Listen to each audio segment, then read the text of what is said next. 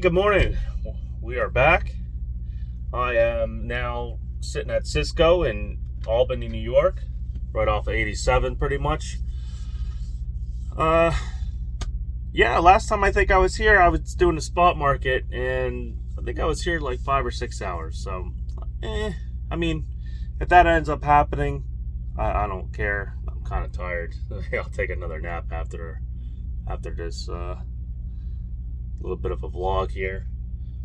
But usually like what happened yesterday to me at CNC meat packing, wherever the heck, where was I at? I was at Upper Marlboro. Usually that don't happen. I don't sit there. You know, I that's the first time I ever sat longer than maybe 4 hours since here. I hope that don't happen again for a while. Supposedly I'm going to get detention, but we'll see. I mean, I guess Tyson's just going to bill there because it's technically their customer, so we'll see how that goes. But that being said, I'm kind of hoping I get out of the Northeast. I'm kind of tired of running Northeast all the time. That's what I've been doing, at least since I've come back, since I got the new truck. And you know, it's just it'd be different if I had my Easy Pass, but I don't, and it's going to take a while before I get it. So I'm kind of tired of paying cash for all these tolls. It doesn't take long to rack up a couple $100, I'll tell you that, running the Northeast. So, you know, I get reimbursed for all that, but it's just a pain in the butt. I have to go take like $200 or $300 cash out, and then keep all the receipts, and then I document all the receipts and send them in through TransFlow. Just more paperwork and more, you know, I don't really particularly want to be carrying around a couple $100 cash all the time on me, considering, you know, I can't defend myself properly, I guess you could say. I mean, I technically could, but yeah, we're not going to go there.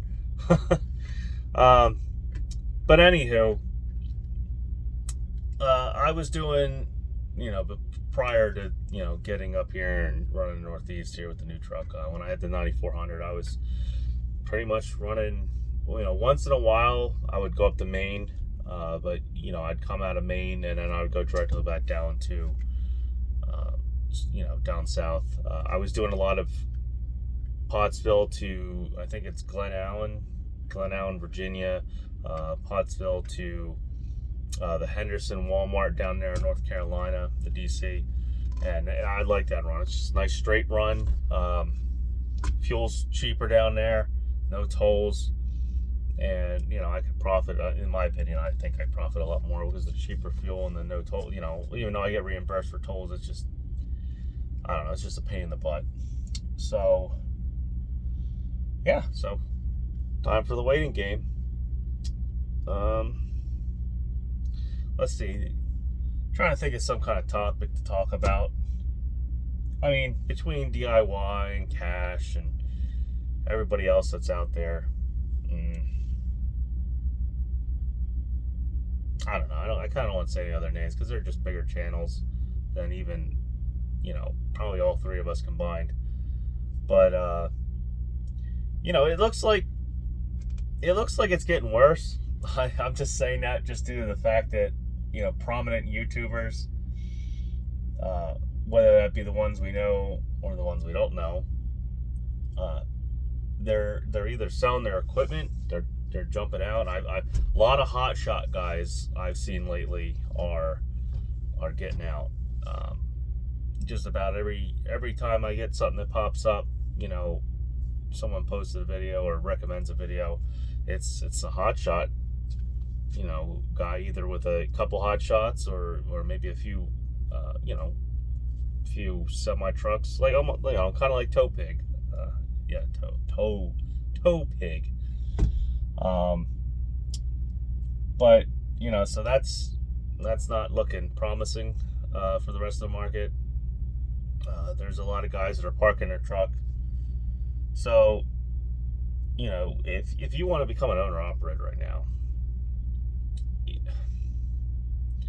I would not suggest getting your authority at all unless you have, like I keep saying, if you have connections. and I mean like rock solid connections where you can call someone up, get their cell phone number, and be like, hey, I need a load, and they have one for you. And not only that, the load actually pays more than $1.50 a mile or $2 a mile. You know, jump all on in. Even if you're gonna, either way, you're taking a risk. Anybody that comes in as an owner operator, if you're watching this and you want to become an owner operator, there's a risk. In fact, you know what? Even a company driver, there's risks. There are different risks, but there's risks. Those are more risks at home, though, if you're a company driver. But if you're an owner operator, there's definitely a financial risk. You're playing, it's almost like playing the lottery. And if some guys get lucky and they don't know anything about the business. They just somehow get in touch with the right people. They somehow magically, it seems like they don't ever have breakdowns. Just things go their way, and that's just how it goes. And then there's other guys that are very smart, very intelligent, know the market, pretty much think they buy the right equipment. They keep their costs as low as they can, and it's always having breakdowns, always having problems. Loads always seem not to work out for them, and it's just one of those things that can happen. So why make it harder on yourself and almost deliberately like sabotage your business with just doing dumb things, or overextending your cash flow or your credit, or any number one of those. So like I said, it all depends on who and what you can set up. My suggestion would be don't come in with your authority. Don't get your authority right now. It's not a good time. There's just too many variables. You can still lease. I would suggest leasing onto a carrier with a good dedicated freight. Now that's going to be hard to do because everyone you talk to, all these recruiters, everybody, they're all gonna say, yeah, we have the dedicated freight. Come on in. And you might still be stuck running spot market. The same thing if like I said, if you get your authority and you go start hiring not brokerages, hiring dispatch services, the same thing applies there too. It's a calculated risk. That's all I can really stress. And right now the risk and the rewards aren't really there, and like I said, unless you know somebody, you have contacts, you know that they're going to actually live up to the your expectations, at least for profit and whatnot. So it's a crapshoot, this market is. I don't want to not tell anybody, definitely don't become an owner operator, but if you don't already have a connection with, like, already been a driver for 2 or 3 years, already know what costs are, and I don't mean kind of look on YouTube and figure out what the cost, but I mean, if you don't already know what tires cost, if you don't already know what you're using per week in fuel as a company driver, or have already seen or have had breakdowns and seen what can happen, now you just take that and you apply that to yourself, what could possibly happen, and the connections and the amount of profit realistically, not make-believe profit or looking at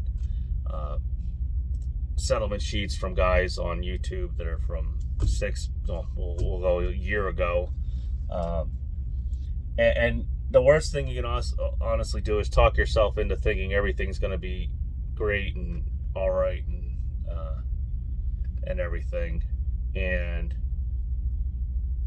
almost talk yourself into the mentality that you're just going to always constantly be making money, and it's not going to be like that. It's not going to be like that at all. You're going to have breakdown after breakdown. To be honest, now if I really think about, when I bought the older truck, technically I bought that truck out of necessity just because the way the market was, and things that broke down on it were things you're not going to really see. You're not going to see that the engine was leaking unless you're buying it right directly from an owner-operator. You're not going to see the oil leaks because it's all going to be cleaned up. It was painted. You're not going to see, well, heck, the wheel seals and stuff were good and the brakes were good. You can see that stuff. That's stuff you just automatically assume that's not going to go bad right away. You're automatically not going to assume that the differentials are going to go bad or the power divider. Or you at least can go underneath and shake the U-joint and check the U-joint and stuff like that. The same thing with the transmission. You don't know what the clutch looks like. You might be able to take the plate off and inspect it and kind of get a guess on what it is, but you really don't know. Those are things that can go wrong. You could go buy a truck right now at a dealership, used truck center or something. You're going to have no warranty. Or if you do, you only have like a 90-day warranty, and 90 days you might be pulling a cabbage patch and the clutch explode on you, and yeah. So hope you got money like $2,000 or $3,000 maybe for a tow bill, depending on where you're at and what time it is at night or whatever. And hope you can, clutch on a road. You're probably looking, like I said, breakdowns on the road are the most expensive because.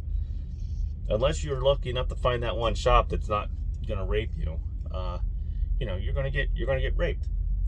There's no ands, ifs, or buts about it. So, like I said, there's a lot more than just thinking you're gonna make tons of money automatically. Like me, I figured I would have had that truck, and I would have at least a year. I figured I wouldn't have any problems with it. I could probably baby it. Anything that was wrong with it. Like I kind of maybe thought the engine mounts were going, and that's kind of like, what I ended up having replaced first, which I paid way too much for that. But here I think it was the cab mount. But then the power divider went. It sounded fine. There was no noises. It just went. It was somebody else was in there, did some stuff to it, and they didn't do it right, or it was on its way out anyway. You can't. I don't have X-ray vision. I can't see that. It didn't have metal, I had let's say I had Speedco when I came back down from Texas, or back up from Texas. Checked the fluids and stuff on it. I said, hey, if you see any metal flakes or anything, tell me or not. They drained some out of both differentials and the power divider and all that. And they didn't see no flakes or nothing. So that's the things. You got to look out for. That's the things that can happen. That's kind of like why I'm saying right now is not the best time to be an owner-operator, because unless you have connections and you know somebody, the profit margins are not there. It's very slim. Now, if you're a nomad, you're by yourself, you don't have kids, you don't have family, you don't have anybody to worry about and support, and you're just trying to get out of a shitty situation, your risks are a lot less. You've taken like $3,000 or $4,000 or $5,000 out of your risks for your costs. Probably more. So yeah, if you're a home not a homebody, but a nomad, single guy or girl, and you have some money laying around and you want to be an owner operator, sure, you could easily make decent money. The way I see it right now is if you're an owner-operator and you can't net more than $2,500, I'd say $2,500 to $3,000, you should not be an owner-operator. It's just that simple. I watched something earlier today about guys doing container work. He's only netting like $1,300, $1,300 to $1,600. You paying your self-employment tax, you pay your local taxes, local income tax, you get no health insurance, you can't even afford to pay yourself health insurance, you got no 401k, no investment. You can't even invest in a 401k unless you live in the truck. I guess if you live in the truck, $1,300 ain't bad. You could survive, but you're better off being a company driver. So yeah, that's kind of like some of the stuff that's going on out here. I saw some lease purchase guys. Their settlement checks are like $900. They've been $900 now for like the last month. They're talking about. It's at that point. Say, unless you really want that truck and you don't have payments at home, you're talking about making $500 a week. After you pay your taxes and stuff as a lease purchase driver. You lessen your taxes, sure. You're still going to have to pay them. You're still going to have to pay something. And then you got health insurance, on top of that. So I don't know. That's just kind of the reality I want to stress out there to people. Don't let yourself get talked into the glamorous life of owner-operator of being a truck driver. There are upsides to it. And I don't want to make it doom and gloom like everyone keeps saying, but it is. That's what it is right now. It's the reality. There's some businesses that you can get into where you might, especially like seasonal businesses, where only a few times out of the year you'll make tons of money, but the rest of the time you're negative. You're not making any money. You're spending money, and you got to know how to budget that and how to forecast that. This is kind of this wasn't really forecast. This was a whole different ball game. What happened in the spot market and everything in the last 2 years? This wasn't forecast, but it almost was forecasted. It was going to drop down. If you didn't think it was going to drop, I don't know what to tell you. But I didn't think it was going to drop until after the summer of 2023. I figured we'd have it. I figured right now I would still be doing spot market and pulling around $4, $5, $6 a mile flatbed loads or reefer, whatever I was deciding to do then. And doing some direct customers every once in a while, but it didn't happen like that. And I would have been fine if the truck didn't break down all the time. It's been technically like I've never been stuck on the road. I'll say that. I've never been stuck having to get except for once, but I've never been stuck far away from home having to get towed or really broken down at all. And usually at tops I might have been down 6 days. Not even that. Not 6 days. Like maybe 4 days, 3 days, a week. Never having the truck sit there for a week. For the dealership to bring it in. And then having it sit there another week to get diagnosed and another week to get repaired. No, none of that. So I do got to admit, buying the older truck, I did have that going for me. But other than that, technically, if you've taken my payments and the average, I spent about, what was it? I just did this the other night, went and added up some of the receipts I had. I think over a year and a half, just about, I averaged, that whole year and a half, I averaged, I think it was like $48,000 in technical repairs and maintenance and stuff. So you take that $48,000 and you divide that by by 15, or 16, divide that by 16, and that's a couple, like $1,000. I didn't really. I should have wrote it down right now and did it, but I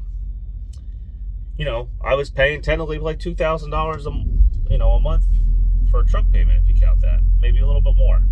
I should have did the math, and it sounded more, but that's the stuff you gotta take into consideration if the truck ends up breaking down a lot.